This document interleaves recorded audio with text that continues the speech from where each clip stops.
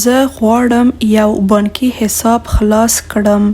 Je voudrais ouvrir un compte bancaire. من میخواهم یک حساب بانکی باز کنم. زه غواړم پیسې جمع کړم.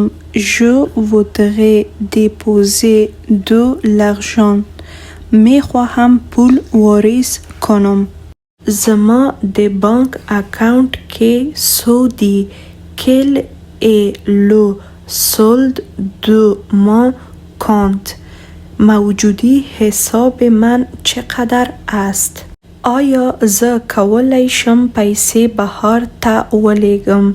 Est-ce que je peux transférer de l'argent à l'étranger؟